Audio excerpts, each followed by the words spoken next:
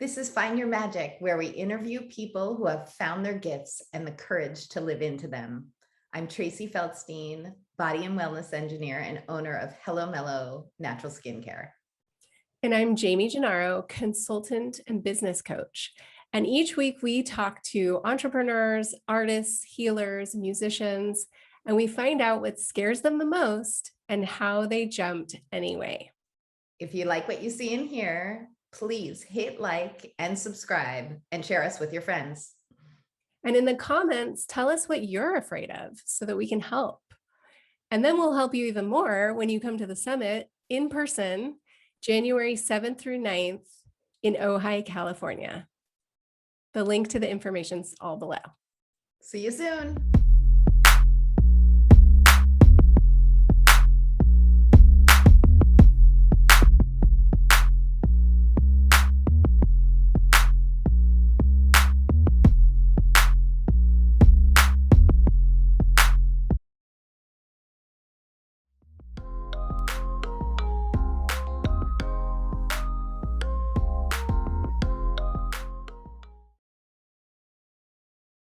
Oh my goodness. So much fun to meet Rhys. And isn't he amazingly fascinating? Yes, this is a really fun episode that I've been looking forward to for a long time because I found Rhys magically also and have had just amazing experiences having sessions. Well, I only had one session with him and it opened up a lot of things, just one session. So I'm so excited to hear about, his journey into this his is work a fun as a one. psychic. Yeah, this is a definitely fun one. So stay tuned and enjoy. Hello, Rhys. Thank you for joining us. Thank you. It's a pleasure to be here. I'm honored. Thank you. It's amazing. So will you just start by telling us what you do for work? Yeah, I'm a psychic medium. So I guess that's a psychic medium has a psychic aspect about them or an intuitive aspect. So I work with people on that level, on an intuitive level. I wouldn't say I'm a fortune teller. I don't like to predict for people. I kind of believe that thought's a living thing. So when I'm working on a psychic level with my clients, I would say to them, it's either about the past or about now, not really the future, because I believe we're in the moment and your thoughts will be the future, what you have now. So I kind of say, is it true? This happened in the past. Are you having these thoughts now or thinking about this, planning that? Is this true? And based on their responses, I might intuitively then, talk to them about how I feel about that for them, or can I see another perspective that might help them or give them guidance and looking at their situation from another perspective. And that's on the psychic level. And then the mediumistic ability is as communicating with people who've died. So I try to be evidential and try and giving evidence of proof of life after so-called death. And being an ex-scientist, that's why one of the reasons why I got into it, I think, was I was curious and always seeking the truth. And I found it for myself through my own people who died. And then I didn't realize it was something I could learn and master over time. And so I've been spending the last decade dedicated to the cause and didn't realize I could do it for a living, but ended up going down that path, and I do it full time as a professional medium, so psychic medium. So yeah. That's awesome. Yeah. So how did you make that transition? Like, how did you decide to jump? It wasn't easy. It's a great question. I was kind of, doubting myself a lot. And I guess in the beginning, I went and saw another medium, actually. I'd see one once a year. I had my own company of 20 years. I was a scientist in environmental science. And I kind of once a year would go and see a psychic to get inspiration or having a third, someone outside of my life or my family life or my colleagues, and getting some opinion or some guidance about my own life and career path, I guess. And one day, a particular person told me that I had the ability within myself, and that I was in the wrong profession, and that I was wasting time and energy. And when I walked away and left that session, I kind of felt, well, what if she was right?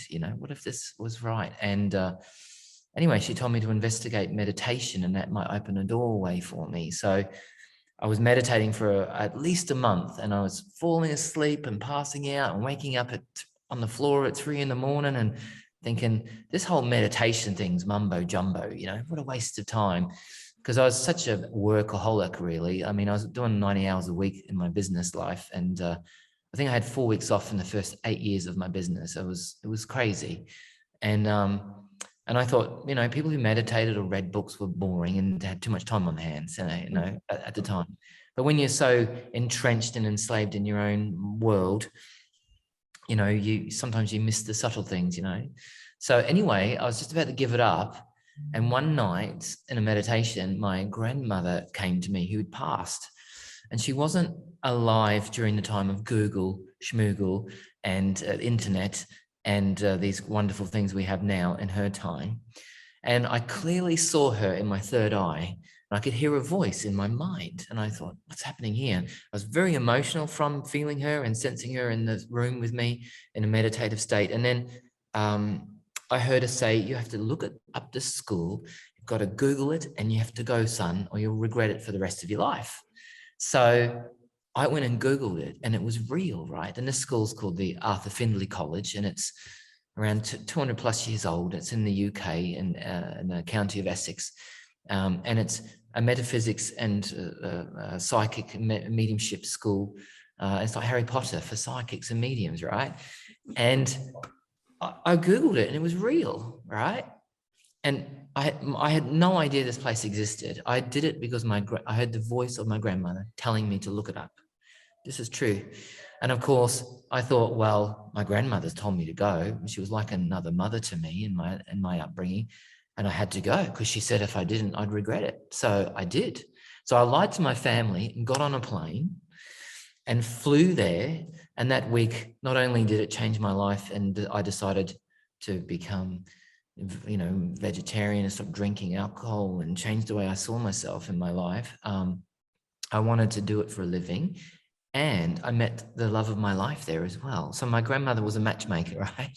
Wow. And of course, I had 20 staff. I was in a great time of my life. I had a big business. I thought that success and what I had was, what society expected of me. And I had trucks with logos on it. And I was very successful and great at what I did and very passionate.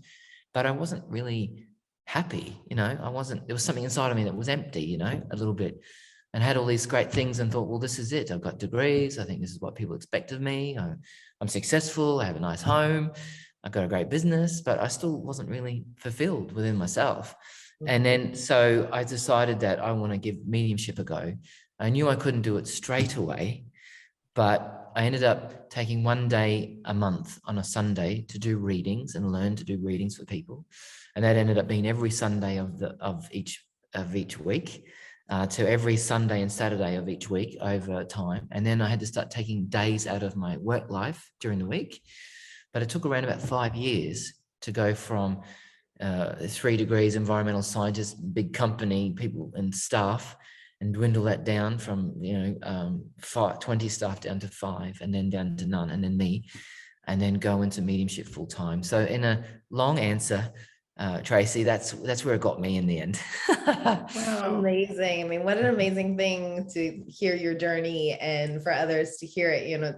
There's that moment I think that people get stuck between that, like, well, look at how hard I've worked and what I've created, and now I'm here, and this is the dream, right? And then then the courage that comes from, but I feel unfulfilled, I don't feel happy, and if this is it, right, then I'm looking forward, and it's just this to the end, and what do we do?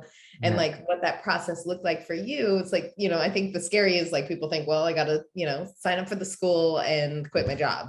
It's like, oh, that's maybe not all of it. There's so many options. And like you said, right, it took time and courage, and you just stepped into it. Yeah, it's like the minimalists, on Netflix. I don't know if you've seen the series, the boys who packed up their life and went on a pilgrimage with nothing and ended up having huge following and become multimillionaires from their sharing their minimalistic story, which I think is amazing, right? Right. But it was kind of the same, I loved what I did, and I was blessed to plant like over 8.5 million trees in Australia in my work, and I specialized in reforestation, so that was my expertise. But I don't know if it was just being a boss and managing people and feeling responsible for people's lives and income and working with governments and poor decision making from bureaucracy and government decision making that had a huge impact on our work. I'd plant trees and I'd plant 20,000 trees in one place, and then the next 2 years later, they'd gone and put a road through there and knocked them all down. And and it was kind of sometimes a little bit smoke and mirrors, really. And but I found when I started doing mediumship, and I realized that, and you probably feel this, both of you, in your work, you meet a complete stranger and there's an exchange, and they talk about their life. And I have to say, the people I've been blessed to meet in my years so far doing it, they've changed me as a person. Like, hearing their stories and their pain and how they lived and dealt with grief and things that they've had to go through and suffer on many levels of mind, body, and soul.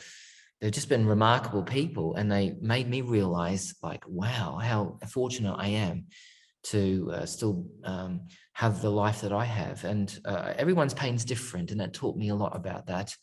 But they also heroes in my eyes because they learn and manage and deal with it in their own right. So I got a lot from the human aspect of that. And then the spirit aspect just took me to another level. I feel like I'm at a table with two strangers, being very intimate with two people who meet up after they haven't seen each other for years. And all of a sudden, their hearts are on the table, and their life and their memories and unexpressed words and feelings that come out. There isn't a feeling like it. It's it's very humbling and very blessed to be a part of that. And those who trust me and share that part of their life with me, I feel very special. It's taught me so much about life and where I'm at in my own life right now. I'm so humbled and grateful for it. So Amazing. Well, it's interesting when you talk about, there are so many things I want to say. You're like giving me so many ideas, but it's interesting when you talk about getting the message from your grandmother, and how many people are in the position that you were in with a great job. They look good on paper. They've met all society's expectations. They get some kind of message like that, and they just dismiss it. Like, wow, I can't possibly take that seriously, right? Like, oh, I don't even know what this school is. Why would I go there? How am I going to tell people I have to take a vacation to go to a mediumship school? yeah. But you followed it. And I think that's like such a humongous piece of all this too, is that we all get these messages. Yeah. Even those of us that don't consider ourselves psychics or mediums, we get the message, but we don't always listen to the message. And you did. Yeah, I guess it's about the higher self, really. I think in everyday life, we're pretty much our personality selves. So we deal with fight or flight. We're in routine. We know what we're doing every day. We get up, go to work, get in our car, we get the coffee on the way there. Everyone has their own kind of routine, and how we fit into expectations of family members and everything else. And that kind of makes us in our personality self. But the higher self, I feel, is when you have a moment when you stop and you say to someone you don't know, "Are you okay? Can I help you?" When you sit in a meditation and you let the imagination run wild, when you stop and you think about your dream that night that you've had. Is it a recurring dream? Is it the ring of truth? Is it a warning sign? A synchronicity when you meet someone, or you see numbers or symbols, and these keep occurring. The higher self listens to it and takes note of that.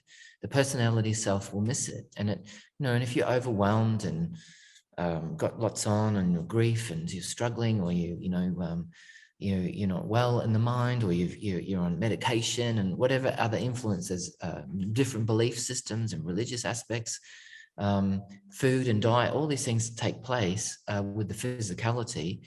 But if there's moments when that higher self is enlightened, you have these moments of, making those decisions. And I kind of tell my students, imagine you're in a meditation and you see the book of life in front of you, it's your life. And as you turn the pages, look at those moments that really kind of stood out for you, where you felt like, wow, I truly listened to myself that moment. I felt so much joy or bliss. I was so proud of what I achieved. And what are those moments that stand out when you turn the pages while you're meditating and you're seeing your life unfold? What are the memories and the moments that you really cherish, And I kind of say, those are the moments where your higher self is connected. And that's the higher self. And mediumship is the higher self.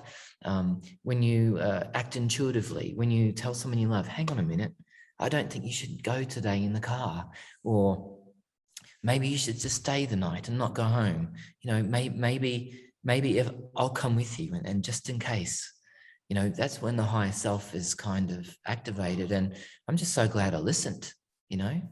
I lied to my family, right, and said I'm going to do horticulture for a week. I'll be off. There it is. And then and I came back, but it took about 3 years before I came out of the psychic closet. I wanted to be good, so I kept it to myself for a while. But I didn't just jump out and say, "Hey, everyone, I can see dead people," and that kind of thing. And I'm glad that I did that too, because I think.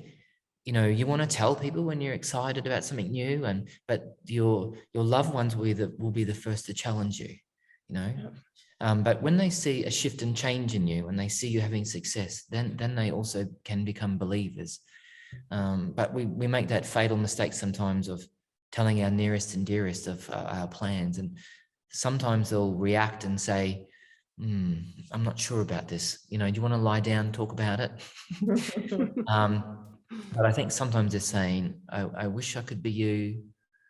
I'm not sure how to do that. Or I have moments where I could do that, but I'm not sure. I'm scared to do that. What if I failed at it too? I'm not ready to do that or take it on. And so right now you make me uncomfortable. So I have to give you the opposite, or a negative response, because you might challenge them. But if you listen, change my life. I've never been happier or richer, And I'm a minimalist too. I've lived out of a green backpack for around 7 years, and I've never been richer. So for the cause, Yeah, that's So awesome. incredible. That's incredible.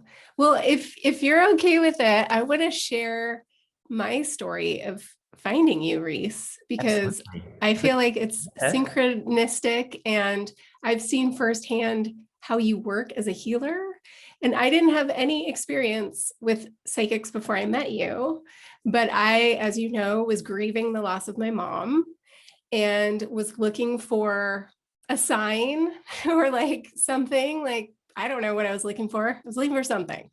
And somehow I found you through a rabbit hole on the internet, and I literally have no idea, but I came upon your website, your work, your videos, and I was scared. I was like, okay, great. I found this guy, but I'm not ready to talk about this yet. I found the sign that I was looking for, but I'm not ready to engage yet. So I'll just keep watching his videos. But then I found out that you live in the same town that I live in, which is Leiden, Netherlands. You're Australian and I'm American. Somehow we're in this small village in the Netherlands. And when I found that out, I was like, oh, clearly I need to call him. I need to wait no longer. So you not only like helped me find healing in our conversation, but you gave me a piece of information that I shared with my dad that basically gave him 5 years of guilt that he'd been carrying, just lifted off his shoulders. And I didn't even know he'd been carrying that. So essentially what you told me was, the very first thing you said was, your mother wants me to tell you that, when you gave her more, or when your father gave her more medicine, I needed it. And I needed it to make me feel safe. And my dad had, given the nurse approval to like give more morphine. And he felt like he killed my mom. Yeah.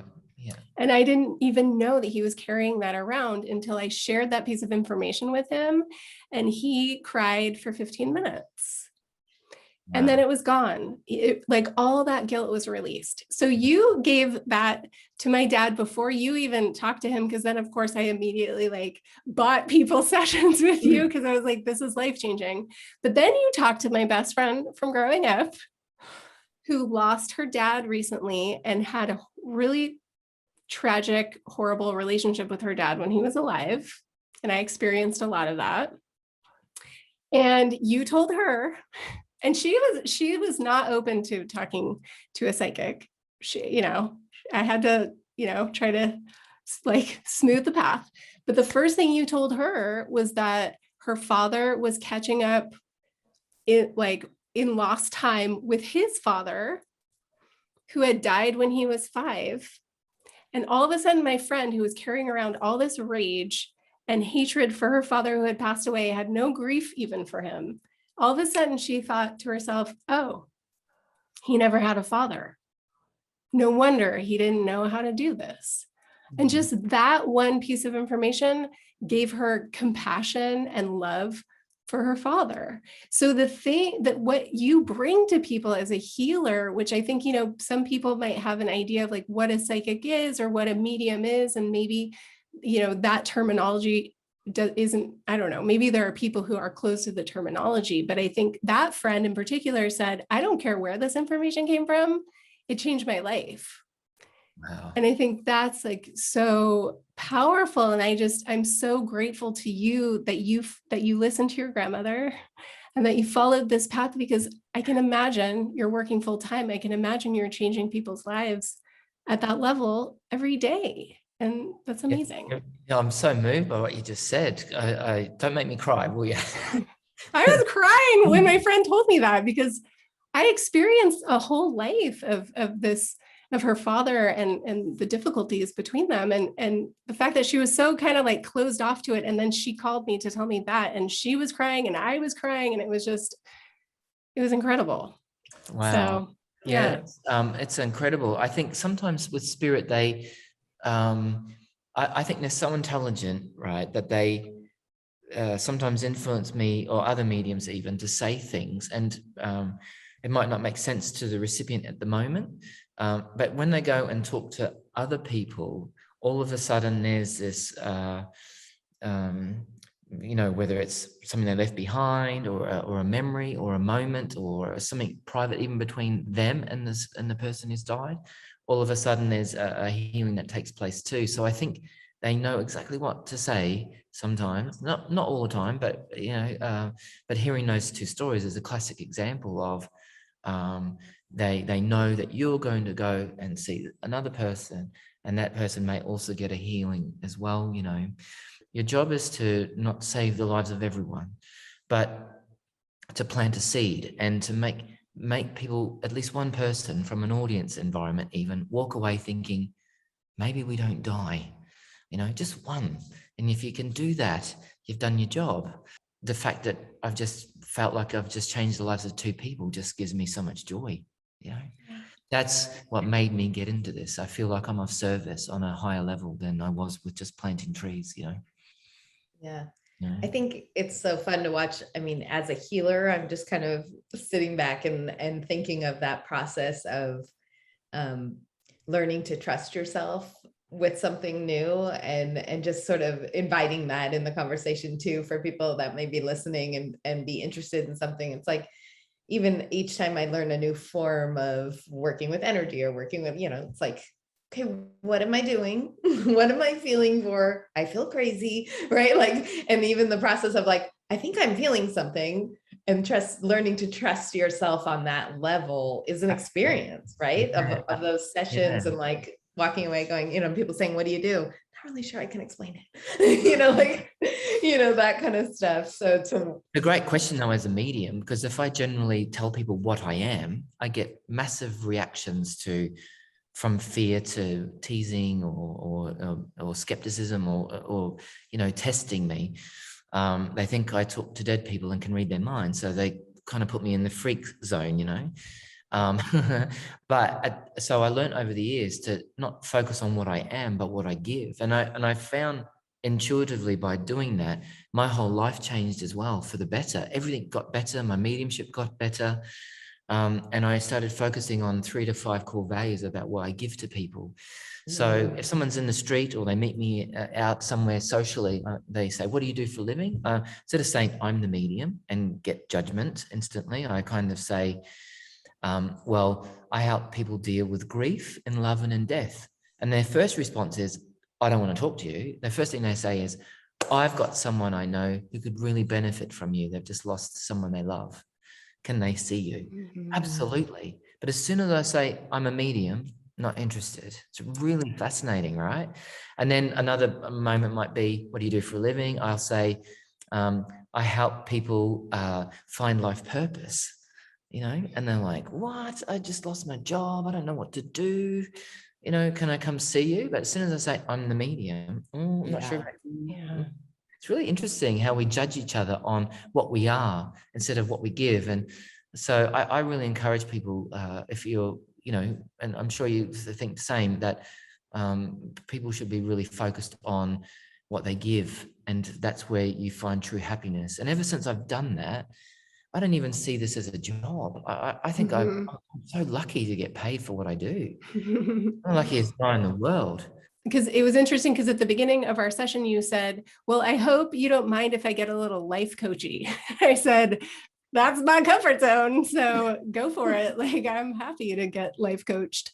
But you also said something to me in the session. You said, I think you have some of these gifts.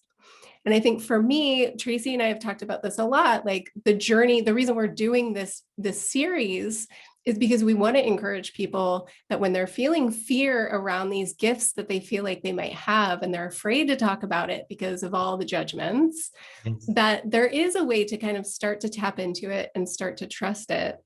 Absolutely. And that there, on the other side of that is where you're at right now, which is like this amazing, joyful, blissful experience and like feeling so much abundance. And that's what people sometimes, when they're in the, what you called like the enslaved version of their life and like in that routine, that's just burning them out. You know, if they start to really trust and start to accept their gifts, which is this journey that we're all on, there is this place on the other side of that. And I think all three of us are probably, you know, what we want to give to people is for them to get onto the other side and to feel the joy and the abundance. And we're all here to help them find it because we've found it. And it's not an easy journey. We've all had our own experiences. See, now my throat chakra starts to close up. But we've all had our own obstacles on the path. It's different for everyone, but it's so great to hear you talking about, you know, what we call tapping into your magic and like finding the gift and being just courageous enough to step into it and to believe you can. And I'm not quite there yet. You told me that. And I think Tracy and I have been working on how I start to like bring my intuition into my work, because for so many years I was in sort of the corporate world where that was not what you bring to work.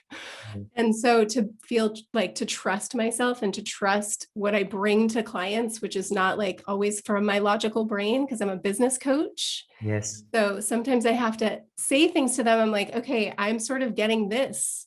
Am I right? Like what you were saying. And I don't always get feedback. I'll write really long emails to people and say, okay, this is what I sort of see for you. And sometimes they don't write me back. And I think, okay, I must be totally off. And then a month later, they might write me back and say, oh my gosh, you were spot on with everything you said in your email. But it's hard to trust it when you're not getting the feedback either. Yeah, absolutely. Well, I think everyone's psychic, you know, everyone's got the intuition. You have to have it to survive. I think we got lazy with it though. You know, if we were back in the hunter-gatherer days and having to hunt and watch out for our own survival in the jungle, you know, we'd all be very heightened and all of our senses would be very powerful. But in our modern world, we got a bit lazy, you know, we got remote controls and, you know, we don't have to hunt and gather and it's got herbs and spices on it and, you know, and we're really removed from that. So we do get a bit complacent, I think. But I've noticed that all the great people who I've met over the years, in everyday life and all through my sessions, the ones who I've seen really stand out were the ones who forced themselves to go against their fears. And I think it comes down to this activation energy. We're so intrinsic about being safe and fear of the unknown, and we'll do anything mind, body, and soul to protect ourselves. We'll actually prefer to stay in our pain, or in the same job, or in the same relationship, and what if I never meet someone else, if you're truly not happy, and we'll do that for ourselves because we can handle what we know. We can handle we can handle it, you see. But anything outside that, we fear it. And I found that a lot of people who've forced themselves to change and go against their fear are the ones who've come out the other side thinking, now that I've done it, there's no turning back. So fear it and do it anyway, I say. I mean, what have you got to lose, And I kind of say to my clients, if you died today and didn't do it, would you have regrets? And a lot of people would just say, well, yeah, I would. And I'll go, well, do it, because there's no point having regrets, because I found that with spirit, they never come back and say, I wish I had more houses, drunk more beer and worked harder. It's like, I miss you. If only I spent more time with you. If only we'd, done that holiday. If only I'd got to see you and, I'm sorry, forgive me. I wish I did things differently.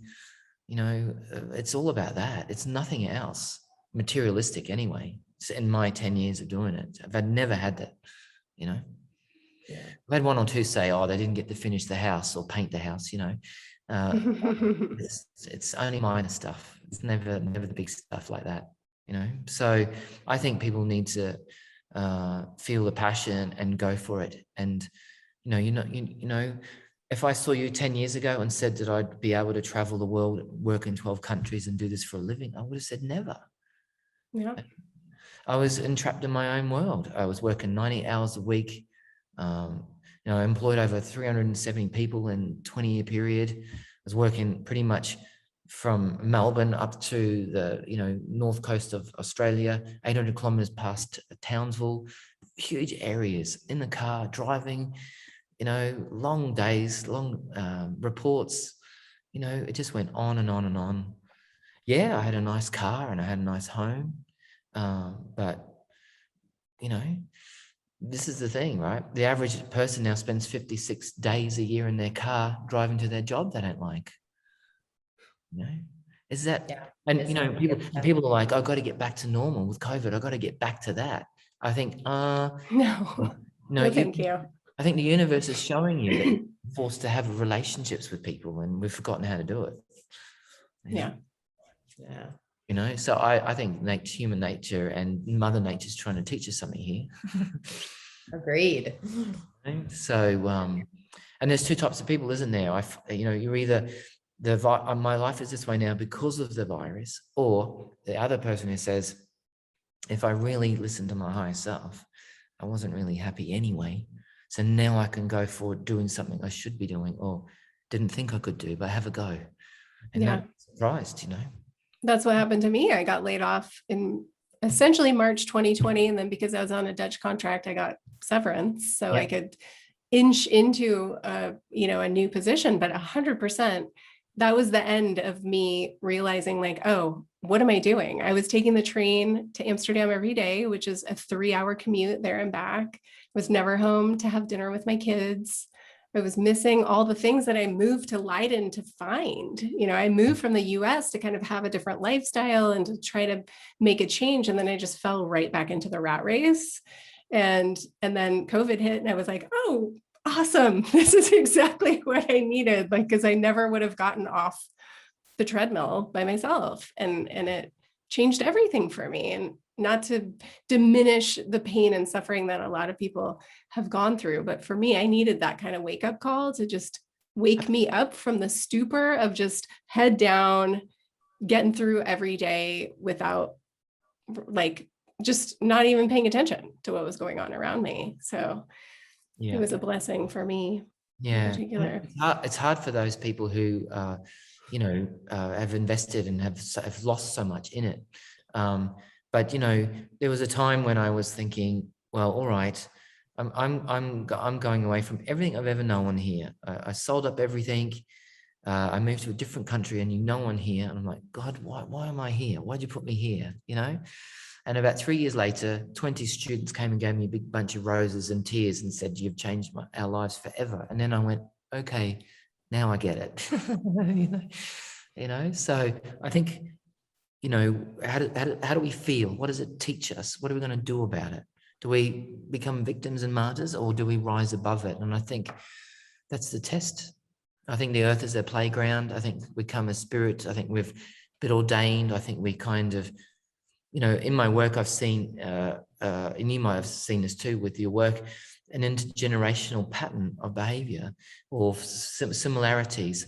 I've got two grandparents in their mid-40s who left England and migrated to Australia. And then my parents met at 14, married at 17, and my parents then moved from Australia to New Zealand, were there for 21 years and then had 5 kids, and then went, nope, we're going to go back to Australia. Let's all go back. So they moved back to Australia and took me with them. And then it wouldn't make any surprise, at 45, I moved to the Netherlands. Is it forever? What is forever? There's a part of me that also feels like I could live in America myself for a while. I'd love to, especially the New England area. I feel like I've got a connection with that place from the past. But, this is the thing, what an adventure. And in my soul group, it's very clear that we've been displaced, rebuild, start all over again, leave everything behind and recreate your life. And that's part of the test. And but I see it with, it could be abandonment, it could be with suicide, it could be with drugs and addiction. But there's some synergy. If it's not directly down intergenerational, it misses one, but it's definitely some core value there. And what does it teach us? I kind of ask my clients, what's happened in the past? What's going on? And are you the person in your family who could change that energetically? Or are you meant to rise above it and be the one who stands tall? And that next time you come down, I believe in reincarnation. You'll be faced with something else and not that. Right. After all that work. I know, right? Something else. But it's interesting. Hey, I mean, in my mediumship, I've connected with someone who's died within 4 hours of passing, and as far as 250 years in that. But people say, what about reincarnation? And absolutely. But I think a part of the soul still stays there, or the aspect of who they were as a person, so it can be communicated. I don't have all the answers to how it all works upstairs, but my feeling is that we come back and get to do it again anyway. So it's not all bad. No. And it sounds like what you're really connected to right here now is what's happening here, right? Of like the choices, and is it the fear of change or the fear of staying the same, and which one's stronger, and where are you going to decide to live and have the courage to move forward? And I think it's so cool, because when you talk about what you do and that you just get fed by it, it feeds you, and it's like, oh, and I get paid for it. It's like, it feeds you, it nourishes you, and you're just lucky that it happens to be the thing you do, And I think that speaks to magic to me. When people say to me, like, what are you talking about? What does this mean? It's like finding that thing where like time flies and you're just like, this is so fun. This fuels me. This, I know I'm on the planet doing good. It's supportive in a different way. It took a while, I got into this in my late 30s, and part of me wishes, why didn't I do it sooner? But I think it goes back to what I said earlier, that the healer has to have suffered and have compassion for the sufferer who comes to them. And I think in my life, in my work life and everything, it's all included. So we're a package, for example, I have some students that say, when I connect to spirit, I only get to people who've suicided. And I say to them, Well, and they go, why is that? Why is it just energetically I work with those types of people who've died? And I went, well, it's because you're an expert in it, are you not? And they said, what do you mean? I say, well, I see 3 people there who've in your family who chose to go home sooner. Do you understand that? And they go, yes. And I went, well, that's why you're an expert in it. You know, you've lived it, experienced it, managed it, coped with it, and now you can talk about it and share it with your knowledge with people. And I see that a lot in people's and other aspects of people's different choices and professions and stuff. You know, I see people who've gone through struggles and, you know, wanted to work with people and not been happy in their job. And then the next thing, they become nurses or aged care workers because they've been often helping people along the way. And all of a sudden, their pain and suffering has led to them being of service and helping people. I've had women who've lost children who have ended up being, support workers for other women who've lost children. And I think we're in a relay race, you know, we're holding a baton and we're passing the baton on. And it's kind of like, I've been through hard times. I've been through grief and sorrow. I'm not saying I understand your pain, but I've been through something similar or different to it, but I've been there too. And if I can get through it, then maybe you can too. And here's the baton of hope, you know. But there's often some synergy, I think, with that. A lot of bad things end up being our gold, really, if we can use it to help other people, you know. I've had men who've had bad relationships with their fathers, was create men's groups, you know. I said, well, you're meant to help other men deal with the way that they feel with their dad. And I got one client that's got 3 men groups that across 3 areas that he goes to now. I've got 20, 30 men in each one. They all come together and they talk about their relationships, how they struggle with their personnel, feelings, emotions, and not feel judged with other men. And they build a brotherhood and so they can learn to speak and express themselves better as men without judgment. And because they didn't have fathers teaching them, you know. Yeah. And I think there's a huge thing in that with people. We often feel like poor us or why this is happening, but in the end, I think if you connect to that higher self, I don't think we've gone through it for nothing. And I know I'm doing what I'm doing because of my pain and loss too. I wouldn't be doing what I'm doing today without it, you know. Yeah. You know. And I think there's that piece of, well, my pain is individual to me, right? It's only happening to me. And when you reach out to go help someone else, you demystify that for yourself and them, right? And there's so much synergy and power in that and healing in that, where it's like, because if you don't talk about it, you don't bring it out, you don't share or see it in someone else, then it sits in you, right? And you're not really healing it. Yeah. And when it's reflected in someone else, then it doesn't have as much weight to us and it moves differently energetically. Yeah. And I felt too, like if I'm going to try and walk the talk, then I have to also learn to change. And the people I met through all their grief and pain and challenges they've faced, they've kind of been my teachers, you know. And like I had one lady who lost 9 people in one day and she was at a funeral when it happened. And you know, she made me like I was in tears from her. And I said, how do you live with something like this? Teach me so I can use that to help other people understand and empower them. And this lady wrote biographies about everyone that was lost. She lost both of her parents, 3 brothers, 2 sisters, an uncle and aunt, all while she was at her grandfather's funeral, you know. And she ended up writing biographies about them so the great-grandchildren would know who they were. And that's what kept her going, because she was depressed and it felt like she would want to go and join them. And it was really hard for 2 years dealing with such a huge loss like that. It's incomprehensible, really, isn't it? Yeah. And I was crying, and she healed me, you know. And I think that's the gift here about what can come from meeting 2 people, 2 strangers, and what can come from it, you know. There's a great thing at the moment I saw in the media. There's, I think it's in Denmark, they've got people libraries where you can go and have half an hour with a stranger, and they've all got different titles: jobless, refugee, And you can just randomly sit there and talk to a person for half an hour who you don't know that's got a specific issue. And I think it's a wonderful idea because it's just an exchange of humanity. And, you know, we've all got something to offer each other, you know, and this is where great things can come. You know, people write books, you know, I wouldn't have written a book if I hadn't got into what I'm doing now and thought about what I give to people and how I want to be of service. When I was all about myself and the ego and about money and, you know, material things and what people expect of me, I was off track, you know.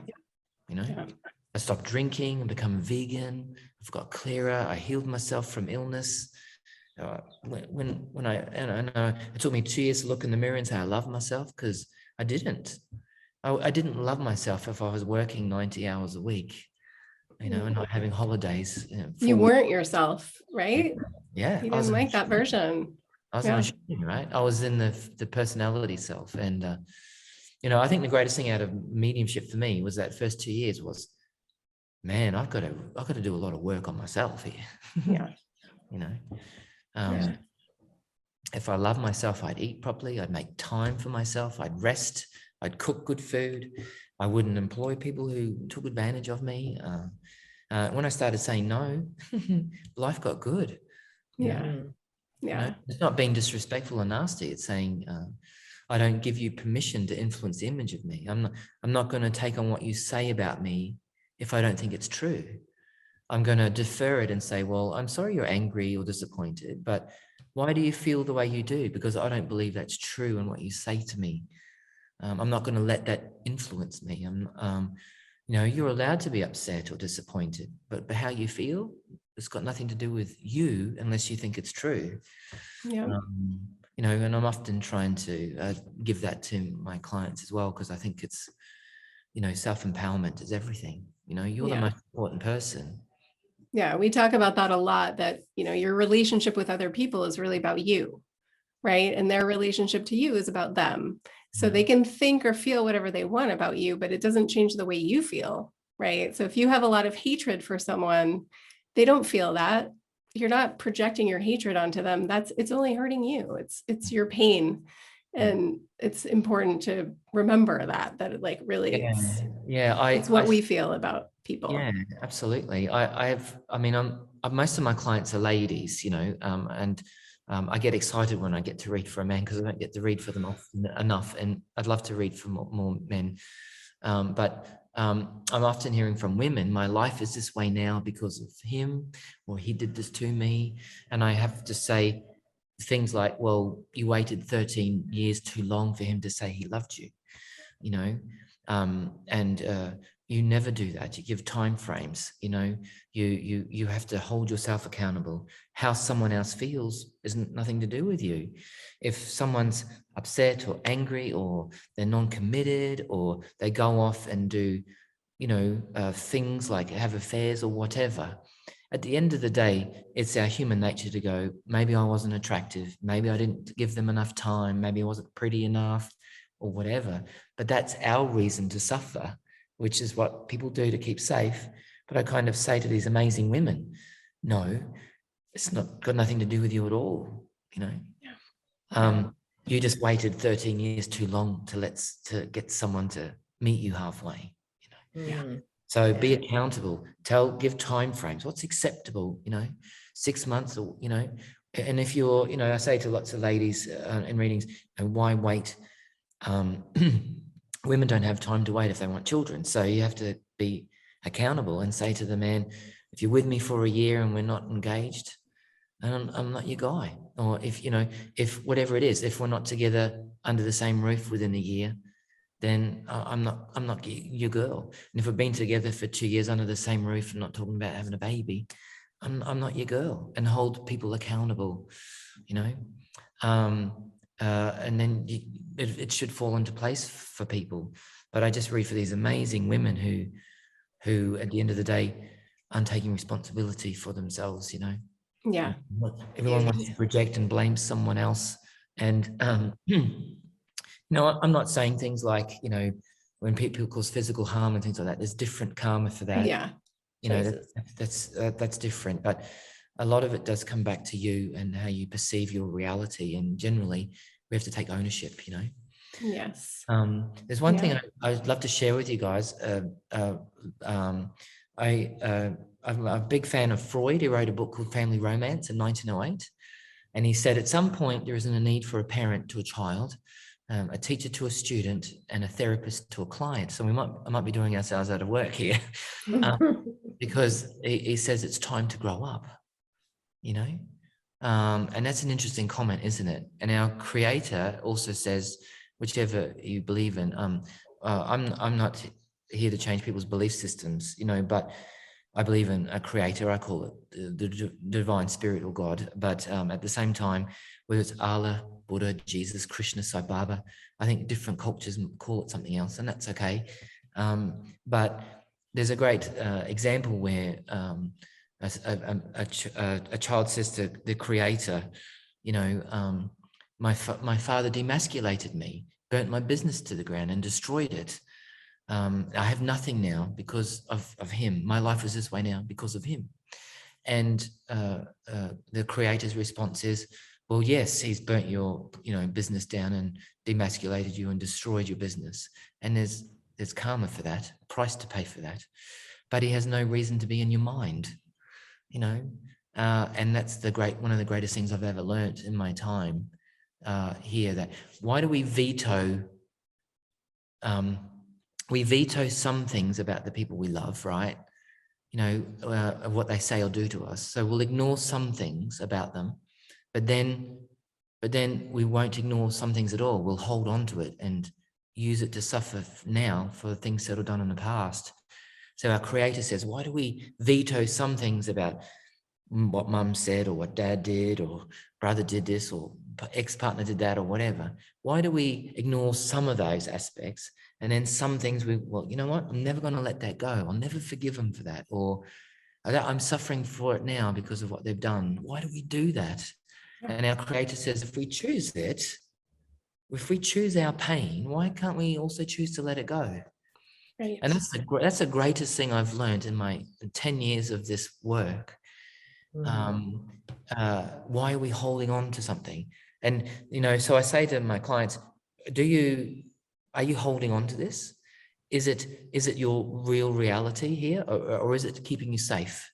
You know, and 90% of the time it's like, oh dear, yeah, you know, they did other things that were way worse, but I can't let go of this. And why is that? You know? Yeah. And so that's the greatest thing I've learned in my entire time in, you know, working with people and helping people in that regard. And then it helped me realize, well, what am I choosing to suffer from? And, you know, some people can be so idolatrous that they will use the weather. Well, I can't do what I wanted to do today. It's raining. Well, put a raincoat on and do it anyway. Yes. You know? Yeah. Just like you said, like feel the fear and do it anyway. Like Susan Jeffers, who wrote that book, always says, say yes to whatever the issue is that comes in. Just say yes to it. Like, okay, my car broke down. If I say yes to this situation, there's a solution. If you just bypass it and say no and decide that it's like the worst day that you've ever lived, then you're closing yourself down to, solutions and opportunities that might come from that. Like maybe your car breaks down and the person that comes to pick you up is like the person you're supposed to be with for the rest of your life, and you wouldn't have that. So if you say yes to the experience instead of closing it down, there could be something there for you. Yeah. And it's a different perspective. And this is potentially